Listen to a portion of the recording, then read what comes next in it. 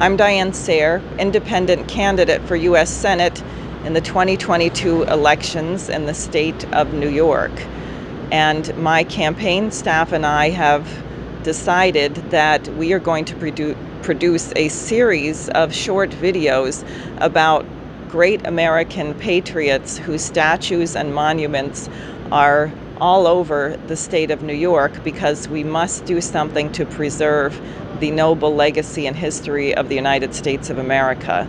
So I am here today at Trinity Church, and behind me is the tombstone of one of our greatest founding fathers, Alexander Hamilton, who died on this day, July 12th, in 1804, following a duel with the traitor Aaron Burr, who subsequently fled to London, where he stayed with Jeremy Bentham, who has written such works as In Defense of Pederasty.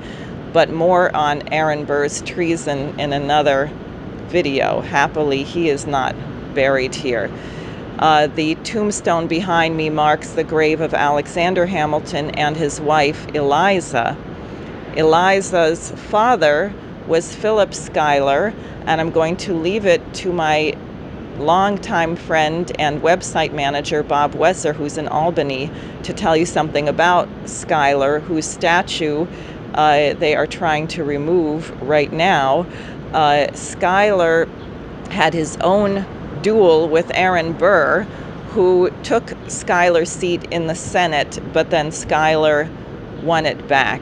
So I will now turn you over to Bob Wesser. Hi, I'm Bob Wesser, and here I am standing in front of the statue at City Hall in Albany of Major General Philip Schuyler. Schuyler was, as Diane referred to, a key leader of the American Revolution, father-in-law to Alexander Hamilton, a fierce proponent of the federal Constitution of the United States, and last June, in the wake of the horrific murder of George Floyd by a Minneapolis police officer, the mayor of this city made a unilateral decision with no discussion or community or national input that this statue was going to be taken down. And in her own words, why? Well, it's true, Schuyler did own slaves, like unfortunately most of the merchants in this area of Dutch heritage did. But she went further to say, well, after all, these men went to war, quote, went to war for white people. So, is the taking down of this statue going to solve racism? Right? Is it going to do something to address the issue of slavery in the past or redress it? No, absolutely not, and that's not even its intention.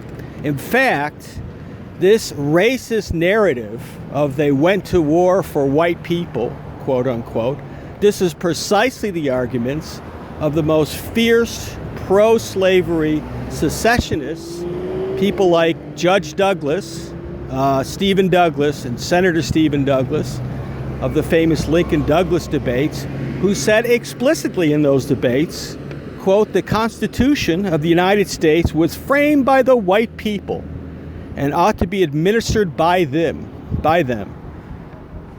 The other advocates of this theory, of this racial theory, were, of course, the radical abolitionists, the enemies of Frederick Douglass, who wanted to secede from the Union, break up the United States.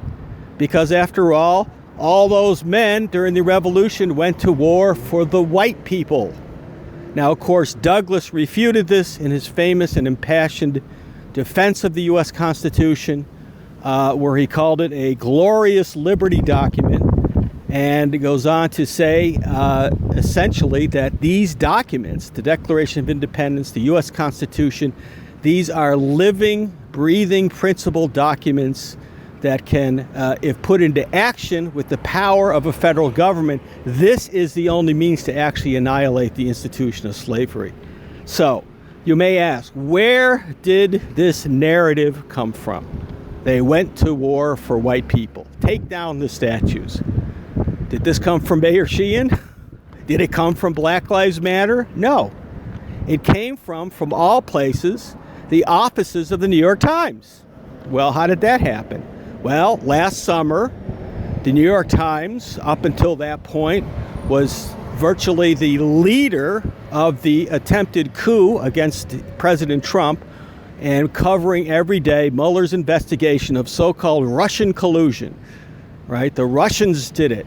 And of course, after that collapsed last summer and the Mueller investigation collapsed, what happened is that the executive editor of the New York Times, Dean Baquet, had a meeting, which has now become infamous because the minutes of the meeting were leaked, where he said, my gosh, the Russia investigations collapse, our narratives collapse, we have to come up with something completely new.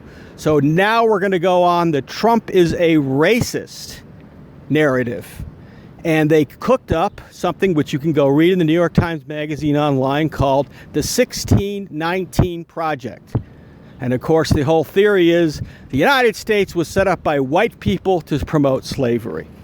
One of the biggest frauds ever perpetuated in the United States, attempted to be perpetuated on the American people. Now, this got so extreme that the editor, he actually chided one of the New York Times authors when they dared to cover a conciliatory speech by President Trump after some of these horrific mass shootings last summer. And he titled his article, Trump Urges Unity Against Racism. And Baquet went nuts and said, we can't have that. We can't cover anything. Trump is a racist. That's going to be the narrative. And he laid the orders down. Now, fortunately, all true patriots of the United States understood the complete opposite. People like the founding fathers, people like Abraham Lincoln, people like Frederick Douglass, patriots like Martin Luther King, understood that these founding documents of our republic, the Constitution, the Declaration of Independence, these are living, breathing documents which, again, if unleashed under the power of a federal government, can do wonderful good for the world. And to quote from the great statesman John Quincy Adams, he says, the Declaration of Independence was the first solemn declaration by a nation of the only legitimate foundation of civil government. It was the cornerstone of a new fabric destined to cover the surface of the globe. It demolished at a stroke the lawfulness of all governments founded upon conquest. It swept away all the rubbish of accumulated centuries of servitude. It announced in practical form to the world the transcendent truth of the inalienable sovereignty of the people. It stands and must forever stand alone, a beacon on the summit of the mountain, to which all the inhabitants of the earth may turn their eyes for a genial and saving light. It stands forever, a light of admonition to the rulers of men, a light of salvation and redemption to the oppressed.